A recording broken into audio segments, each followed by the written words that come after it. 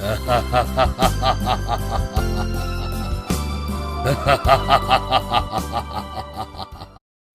बार की बात है, राजीव नगर में रात का समय था। एक एम्बुलेंस जोर जोर से सायरन बजाते हुए जा रही थी। तभी एम्बुलेंस के आगे एक गाड़ी चलने लगती है। एम्बुलेंस सायरन बजा रही होती है, लेकिन गाड़ी के अंदर बैठे लोग एम्बुलेंस को रास्ता नहीं देते। गाड़ी के अंदर बैठा राजन सुरेश से बोलता है, अरे यार सुरेश, दे देना इस एम्बुलेंस को रास्ता। कब से दिमाग खा रही है सायरन बजा बजा कर। अब तो नशा भी उतरने लगा है इसका सायरन सुन सुनकर। चुप करो राजन, देखो ना कितना मजा आ रहा है। बजाने दो उसे और जोर जोर से।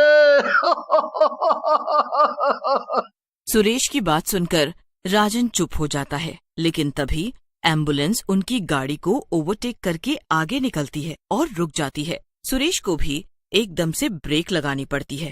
देखो देखो, बहुत दया आ रही थी तुझे एम्बुलेंस वाले पर। देखो कितना बदमाश है। अभी हम ब्रेक नहीं मारते तो ठुक जाते। रुको, मैं अभी मजा चखाता हूँ इसे। हाँ, ऐसा कहकर सुरेश अपनी गाड़ी से निकलता है और एम्बुलेंस के पास जाता है। एम्बुलेंस के दरवाजे और खिड़कियां बंद थी। खिड़कियों पर काले रंग का ग्लास चढ़ा हुआ था। सुरेश एम्बुलेंस की खिड़की को जोर जोर से खटखटाता है और बोलता है, बाहर निकल जरा, मजा चखाता हूँ तुझे अभी। बहुत साइड मार कर चला रहा है, बाहर निकल। अबे मैं क्या पागल हूँ क्या? बाहर निकलता है या नहीं? नहीं तो अभी तुझे और तेरी एम्बुलेंस दोनों को जला दूंगा। निकल बाहर। तभी एम्बुलेंस का दरवाजा खुलता है और एम्बुलेंस में से दो कंकाल बाहर निकलते हैं। दोनों कंकाल सुरेश को उठाते हैं और एम्बुलेंस में लेकर चले जाते हैं। ये सब राजन सुरेश की गाड़ी में बैठा हुआ देख रहा होता है। ये सब क्या देख रहा हूँ मैं? ये तो कंकाल है, लेकिन कंकाल एम्बुलेंस कैसे चला सकते हैं? राजन बहुत घबरा जाता है और गाड़ी में से निकलकर भागने लगता है, लेकिन नशे में होने के कारण वो ज्यादा दूर तक नहीं जा पाता और गिरकर बेहोश हो जाता है। जब उसे होश आता है तो वो अपने आप को पुलिस स्टेशन में पाता है। मुझे बचा लो, मुझे बचा लो इंस्पेक्टर साहब, वो खूनी एम्बुलेंस मार डालेगी मुझे। राजन की बात सुनकर पुलिस वाला हैरान हो जाता है और पूछता है, खूनी एम्बुलेंस? क्या बात कर रहे हो? ये खूनी एम्बुलेंस क्या होता है? तभी इंस्पेक्टर के सामने खड़ा हुआ दूसरा पुलिस, जिसका नाम अनिल होता है, बोलता है, खूनी एम्बुलेंस। लगता है तेरी रात की चढ़ी अभी उतरी नहीं है। कुछ भी बोले जा रहा है? मतलब कुछ भी नहीं। मैं सच कह रहा हूँ पुलिस जी, मैंने सचमुच अपनी आंखों से देखा कि दो कंकाल एम्बुलेंस से बाहर निकले और उन्होंने सुरेश को उठाकर गाड़ी में डाल लिया। इंस्पेक्टर राजन की बात सुनकर वहाँ से बाहर आ जाते हैं और अनिल को कहते हैं, अनिल, न जाने क्यों मुझे लगता है कि ये लड़का सच बोल रहा है। कुछ तो गड़बड़ जरूर है अनिल। तुम इस लड़के पर नजर रखो और फिलहाल इसे घर वापस जाने दो। फिर सुरेश वहाँ से अपने घर चला जाता है। उसी रात राजा और रानी नाम के पति पत्नी मोटरसाइकिल पर फिल्म देखकर आ रहे होते हैं। वहीं एम्बुलेंस बड़ी तेजी से उनके पास से गुजरती है। राजा और रानी गिरते गिरते बचते हैं। राजा गुस्से में चिल्लाता है, अबे पागल हो गया है क्या? ढंग से गाड़ी नहीं चलती है बे? अभी तो हमें मार डालता। राजा के चिल्लाते ही एम्बुलेंस रुक जाती है। ये देख रानी घबरा जाती है और बोलती है, अरे राजा, तुम चिल्लाए क्यों? देखो वो एम्बुलेंस रुक गई, पता नहीं उसमें कैसे लोग हों। चलो चले यहाँ से। रानी की बात सुनकर राजा गुस्से में बोलता है, तुम घबराओ मत रानी, मैं किसी गुंडे वुंडे से नहीं डरता। आने तो देखता हूँ कौन है। गलत गाड़ी वो चला रहे हैं, हम नहीं। तभी एम्बुलेंस का दरवाजा खुलता है और उसमें से दो कंकाल बाहर आते हैं और जोर जोर से हंसने लगते हैं। ये देखकर राजा और रानी घबरा जाते हैं। कंकाल एम्बुलेंस में, जिंदा कंकाल, ये सब क्या हो रहा है? कंकाल हंसते हुए राजा और रानी की तरफ बढ़ने लगते हैं।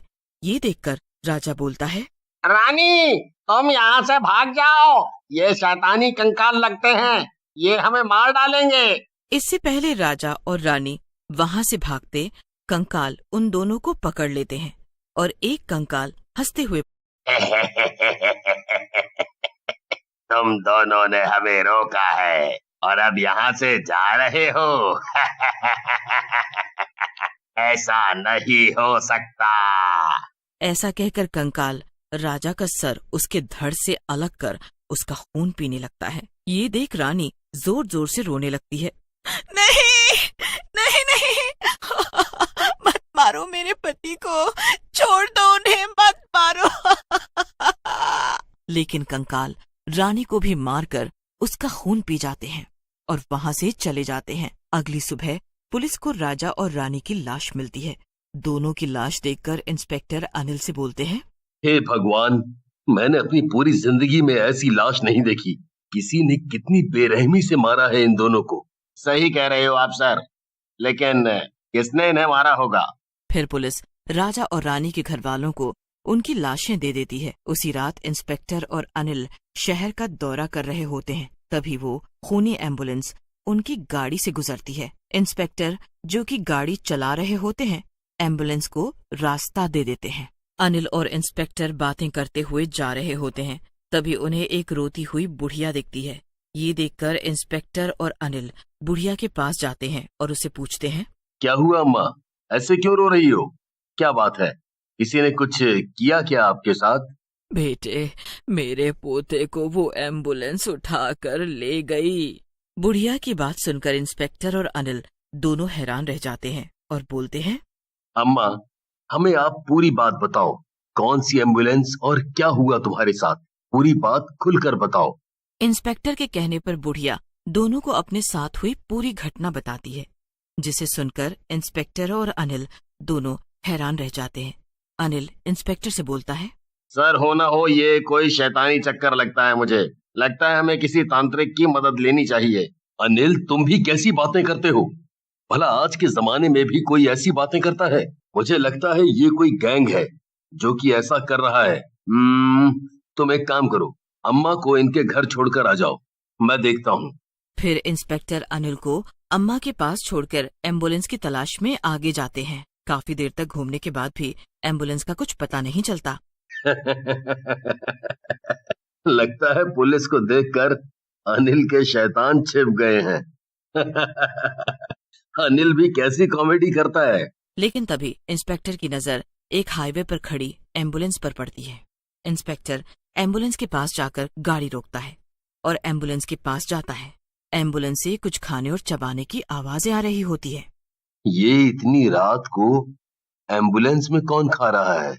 लगता है कहीं ये वही गैंग तो नहीं जो लोगों को मार रहा है। ऐसा सोचकर इंस्पेक्टर और जोर से बोलता है, कौन है एम्बुलेंस में? बाहर आ जाओ, नहीं तो गोली मार दूंगा। बाहर आओ।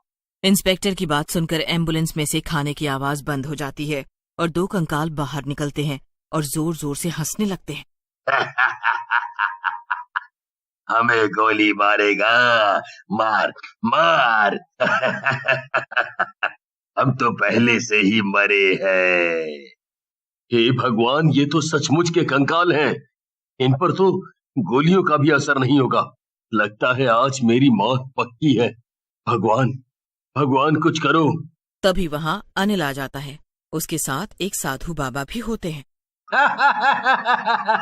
आप चिंता मत करिए सर, लगता है भगवान ने आपकी सुन ली है। अभी ये साधु बाबा मिल गए हैं। अब ये कंकाल आपका कुछ नहीं बिगाड़ पाएंगे। साधु बाबा को देख कंकाल गुस्से में बोलते हैं, बूढ़े, तू यहाँ फंसे। अगर इस बार तूने हमें कुछ किया तो तेरी जान ले लेंगे। तुम कुछ नहीं कर सकते हमारा, ये तुम्हें भी मालूम है। ना जाने किस शैतान ने तुम्हें आजाद करवा दिया मेरे जादू से, लेकिन इस बार मैं तुम्हें नहीं छोड़ूंगा। ऐसा कहकर बाबा अपने हाथ ऊपर करते हैं। हाथ ऊपर करते ही उनके हाथों में शिव भगवान का त्रिशूल आ जाता है। त्रिशूल देखकर दोनों कंकाल डर जाते हैं। ये भगवान शिव का पवित्र त्रिशूल है, इससे तुम्हारी मौत पक्की है। आज तुम्हारे गुनाहों का इंसाफ यही हो जाएगा। ऐसा कहकर बाबा त्रिशूल दोनों कंकाल की तरफ कर देते हैं। त्रिशूल से रोशनी निकलती है और दोनों कंकाल को जलाने लगती है और थोड़ी ही देर में दोनों कंकाल चल जाते हैं।